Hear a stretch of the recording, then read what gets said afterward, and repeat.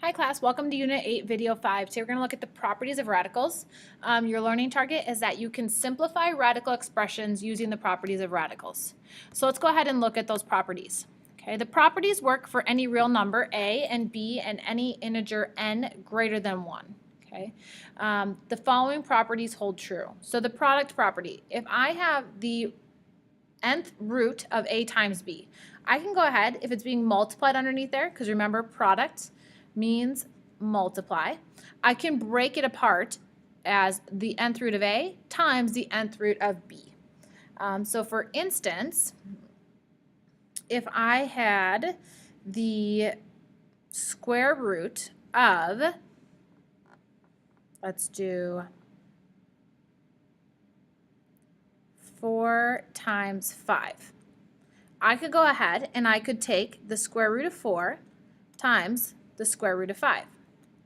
This is a 4. Okay. And what is the square root of 4? It's 2, so we'd have 2 square root of 5. Okay. So that is one thing that might be helpful. Another good thing is if I have multiplying like that, I can split it apart, or I can also, if I have two things that are separate, I can go ahead and put them back together. So what if I had the square root of 2 times the square root of 8? I look at them and instantly I don't see a perfect square, but if I put them back together, 2 times 8 is 16, and we all know the square root of 16 is 4. So the rule works two ways, and it can be helpful to use. Okay. Then quotient. Quotient, remember, means division. Same thing. You can take the nth root of the numerator over the nth root of the denominator, or you could work backwards and put them together if you wanted to. Okay.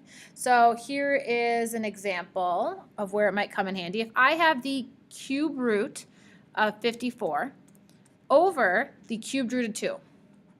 If I type those into my calculator right now, they're not nice. They're not perfect cubes. So I would say, what if I put them back together? 25. I was going to say the answer. If I put 54 divided by 2 underneath the radical, it is the cubed root of 20, or 54 divided by 2 is 27. And the cubed root of 27 is 3. So there are my product and quotient rule properties. Okay. The basic thing it's saying is if you have things being multiplied or divided, you can break them up and look at them individually, or you can put them back together. So remember, when simplifying a radical, okay, here's some things to live by. It's important that they're with radicals, no radicals in the bottom of a fraction. Okay, so like this is approved, looks a little silly. This is okay to have if you have the nth root of x over y. There's no radical in the denominator, so we are good there. This next one, though,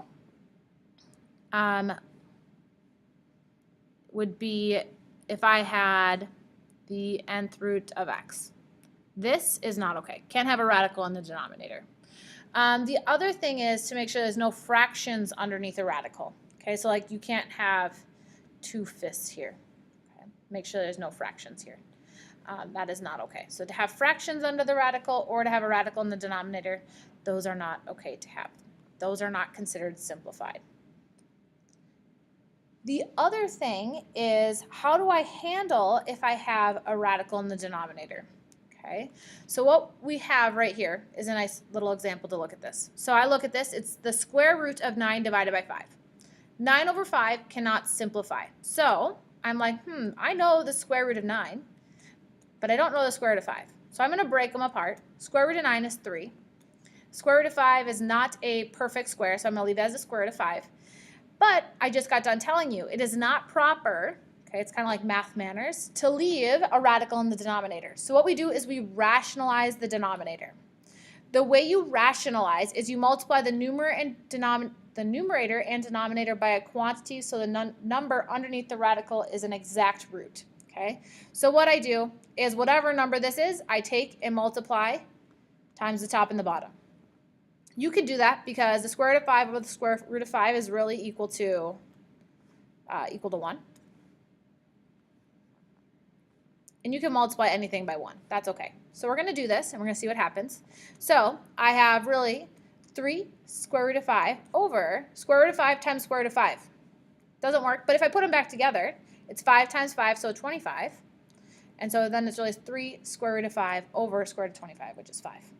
So if you ever have a radical in the denominator, just multiply the top and the bottom by the exact same radical. Okay, that will help simplify. But there would be my answer. I don't have any fractions as an exponent, and I don't have a radical in the denominator. Okay, this process here is called rationalizing the denominator. So we'll work on this a little bit as we go through the notes today. Example 1, it says to simplify. Okay, so I look at this and I'm like, I do not see that the square root of 198 is a perfect square. So I would say, is there a perfect square in 198? I know through maybe guess and check, I know my perfect squares, right? 2 squared, 4. I could keep writing this list, but what I would do is I would start breaking it down. Is 198 evenly divisible by 4? Okay, 1's not very helpful, but 198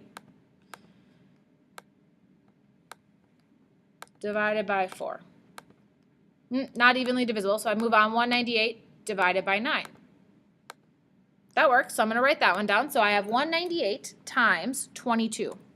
So square root of 190, not 198 anymore. It's 9 times 22. So we're going to write it as the square root of 9 times 22. Then I can break it apart using my rule. And the square root of 9 is 3.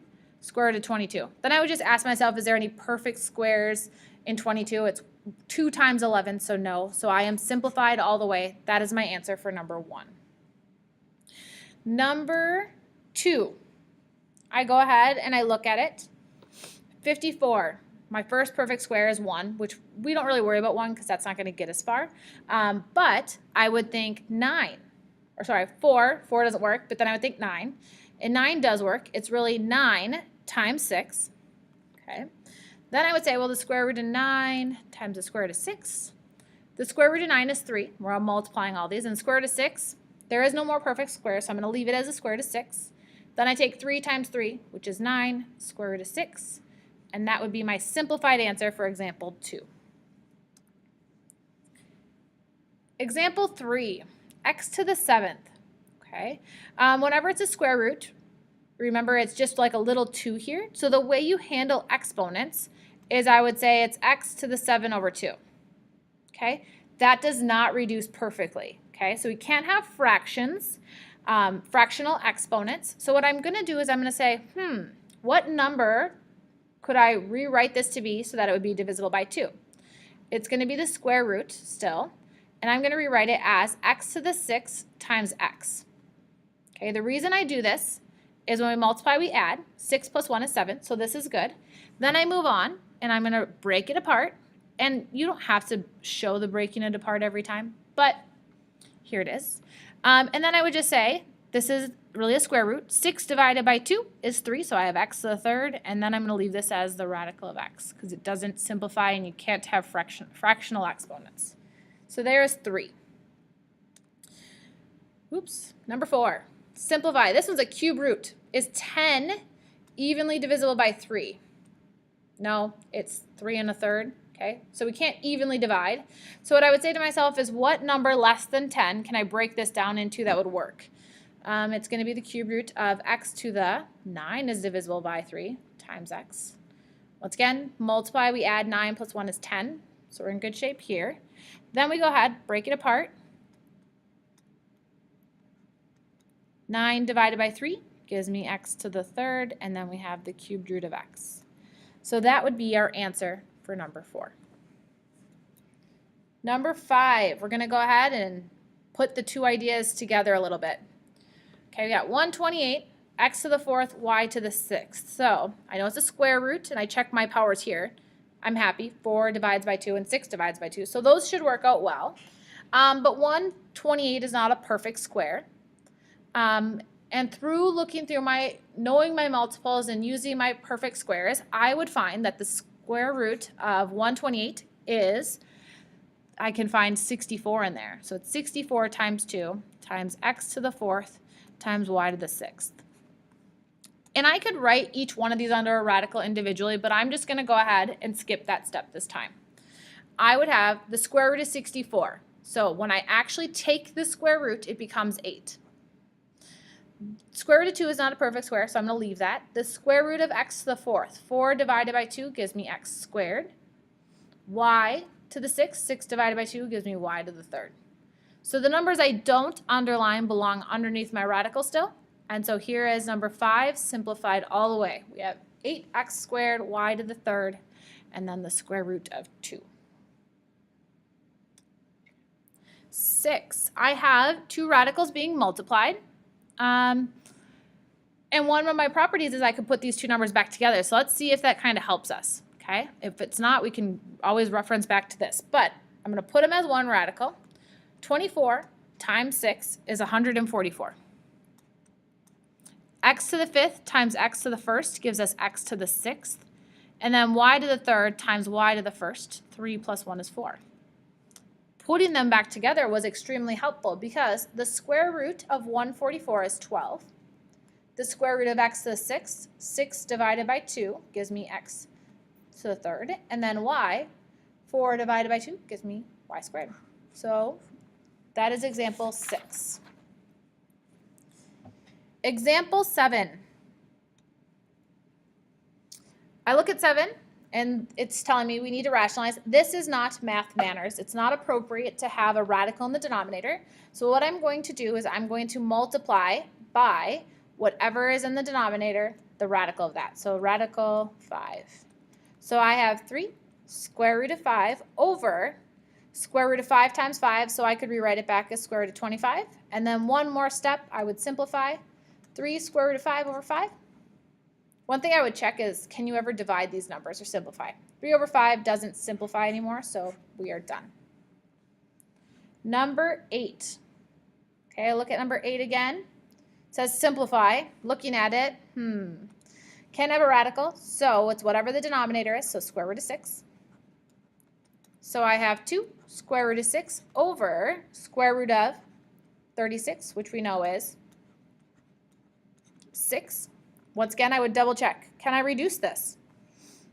I think I can. 2 and 6, they're both divisible by 2. 2 divided by 2 is 1. 6 divided by 2 is 3. So usually we would write square root of 6 over 3. And that would be my final answer for 8. You cannot, some people might think you can take the 6 divided by 3. You can't. If it was a radical of 3, you could. But it's not under a radical, so you cannot divide it. Okay. That is 8. Number 9, I might quickly look. Could I put these two together? Could I divide them? No, they have different bases. So I'm just going to break it up. It's the square root of m to the 8th over the square root of n to the 6th. 8 divided by 2 is m to the 4th. Same thing here. N divided by 2. Square root is 2, so n to the 3rd. There I am done. That one was pretty nice and easy. 10. Okay, I'm looking at it. Going to break them apart. 9 and 16 I can't reduce, so I have square root of 9x to the 4th by my quotient rule over 16. Then the top, once again, I could rewrite. Or you could actually just take the square root of each one. Just don't forget to do each one. So this is my product rule because they were multiplied. Square root of 9 is 3. Square root of x to the 4th, 4 divided by 2 is x squared. 16, the square root of 16 is 4. And then always check your numbers. 3 and 4, can't reduce them, so I am done. That is 10. 11, ooh, a little bit trickier. It's a cube root, okay? X to the 9th over 64, I can't reduce, so I'm going to do the cube root of each one. Okay, the cube root of x to the 9th. 9 divided by 3 is 3, so I have x to the 3rd. Over the cubed root of 64. Now, if you're not sure where that is, or what that is, it is 4. Remember, it's on your calculator, math. Cube root is number 4. And then you type 64, and then hit enter, and it will tell you that the cube root of 64 is 4. So, it's x to the 3rd all over 4. And that is reduced, so we are done with number 11. 12 is another cube root. I look at my I look at my fraction, and is there anything I can simplify? I don't see anything, so I'm going to break it apart.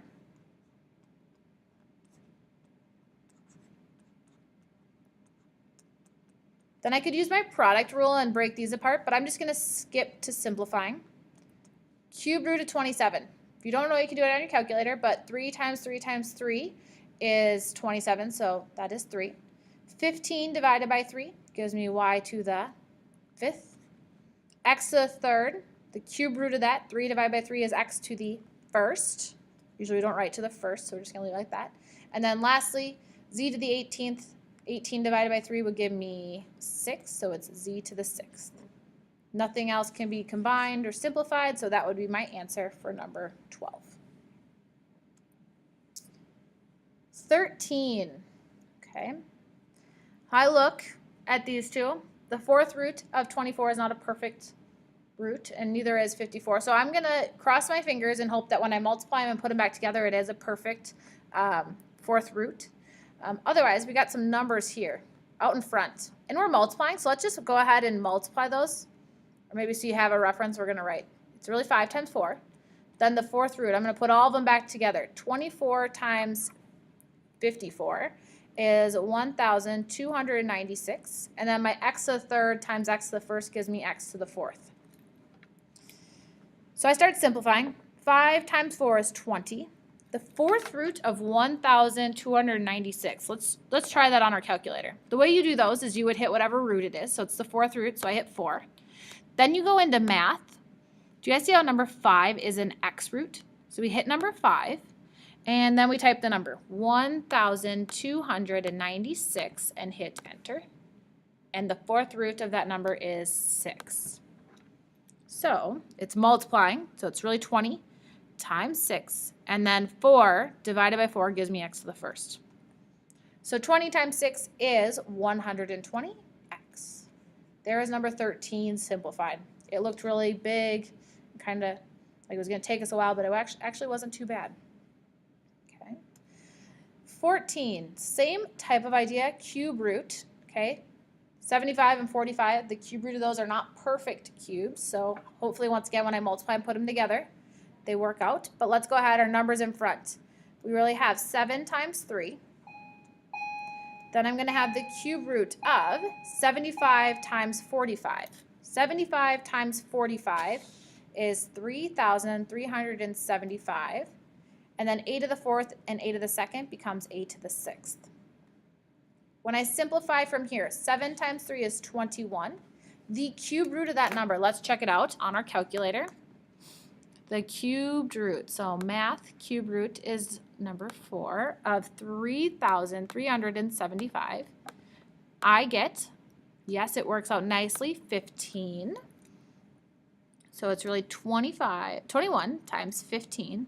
And then the 8 to the 6th, the cube root of that, 6 divided by 3 gives me a squared. So you take 21 times 15, which gives me 315 a squared.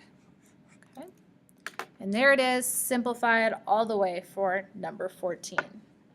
That is the end of our video for Unit 8, Lesson 5. If you have any questions, please be sure to come and ask me. Otherwise, please complete Unit 8, Practice 5. Have a good day.